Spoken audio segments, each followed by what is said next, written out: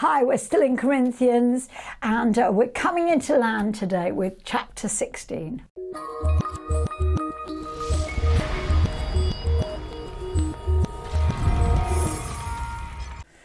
Hi, I'm Jan Obridge. Welcome back to Just One Word.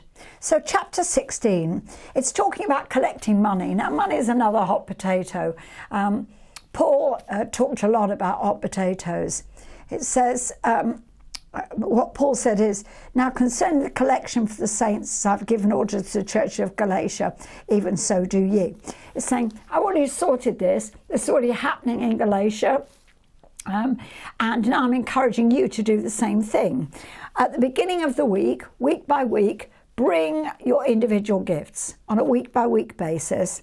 Everyone put aside as God has prospered you. So he's not putting a great, pressure on people, but he's saying actually there'll be no delays or distractions when I come to visit you. You won't have to be trying to get money put aside, because what he was saying is, when I come, verse 3, whomever ye shall approve by your letters, then will I send to bring your liberality unto Jerusalem. See, he was saying to them, listen, the church in Jerusalem is suffering and we need to send some money. So at that time, they didn't have big buildings, they didn't have upkeep of sound systems and, salaries and stuff like that. He's saying to them, listen, when you come together every week, put what you can afford aside. So when I come, we've got a collection so that we can then send it to Jerusalem to help the believers in Jerusalem. It's a bit different to today, isn't it? And if it be me, I'll go as well. So, he said, I might go with them, I might not. But he said, basically, upon my arrival, I will endorse by letter those that you tell me, and they can take the gifts to Jerusalem. He says, now, I will come unto you when I pass through Macedonia, for I do pass through Macedonia. He's like, I want to visit you just briefly. I'll stop in on my way to Macedonia. I'll probably stay for a while. I might even spend the winter with you. So he's kind of leaving the door open. Then you can help me prepare for my destination, wherever that might be. And some of you may even join me. So Paul is saying, I'm going to come. He hasn't been for a while. And he says, even though I'm not far from you presently, I would prefer not to just see you now in passing, but would rather enjoy an extended stay with you in the Lord's purpose. He really, he said he was going to try and pop in, but he eventually stayed for 3 months. He said, I'm presently in Ephesus, and I'll not begin my journey before Pentecost. A massive door of opportunity to establish a powerful and effective ministry in Ephesus has opened for me. But since there are also many who do not dispute the message, I do not want to leave here too soon. So he's being wise and he's just telling them, this is what I'm going to be doing.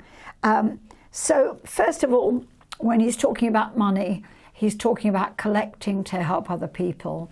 He's not talking about collecting to keep himself going. We've already looked at that in an earlier chapter. He could have said, well, I'm coming to minister to you spiritual things, then it behooves you to minister to me physical things. But he didn't do that.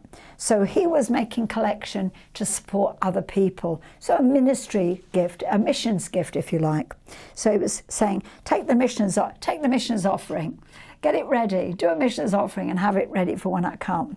In verse 11, now if Timothy come, see that he may be with you without fear, for he worketh the work of the Lord, as I do also.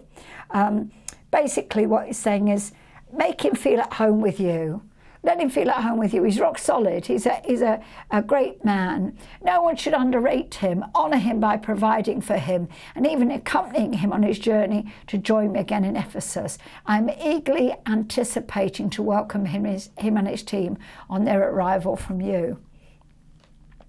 And then he makes some suggestions as to who should be on the team. He said, I urge Apollos to join the team. Because he left Corinth in disgust over a strife there, which involved him and Paul. he'd had enough of partisan strife over the preachers, and now Paul is saying, I encourage you to have him come. Paul wants everything to be back the way it should be. So it goes on in verse 13, watch ye, stay awake, stand fast in the faith, be constant, and quit you like men and be strong. So in other words, act like men, be strong men. Then let all your things be done in charity, with charity. Agape is your genesis. That's how it was birthed. Everything comes out of love. Loving everyone around you is what you're about. So let's keep this love to the forefront, and then everything will be done properly. He said, here's my urgent appeal to you. Take the household of Stephanus as an example. This family was my first fruit in Greece and have taken the initiative to position themselves in ministering to the needs of the saints. He's saying, listen, watch this family. They've just gone on and done it. They haven't just done the minimum. They've opened their home. They've been ministering to the needs of the saints. This is something we've got to do. It says, give yourselves in the same way to them and to everyone labouring tirelessly in team ministry. So he's saying definitely support them. They're working for the gospel. They're working in the kingdom. I want you to know my delight in having Stephanus, Fortunatus and Achaeus here with me in Ephesus. They certainly represent you and have made up your absence. Because of them, I have such peace about you. They are a real credit to you. So now he's rounding up. So in the beginning, he starts off saying good things about the Corinthians. Then he gives them, all of the lessons throughout Corinthians. And now he's finishing up saying how brilliant everybody is that comes from there. And he still puts a little bit in. He says, submit yourselves to us, to such, and everyone that helps us and labours. But then he tells them how wonderful it all is. So the final roundup of Corinthians, he's saying, everyone greets you. I want to send greetings to everybody. I want to send greetings to all the churches. You've got the house churches, the whole Christian family. We're sending you hugs and kisses. He said, this letter contains my own personal signature, the salutation of me, Paul, with mine own hand. That was really unusual. Paul didn't do that often. He didn't sign things himself. He had a scribe. He didn't do it himself, but he said, this letter carries my personal signature. So that means he really felt this was important.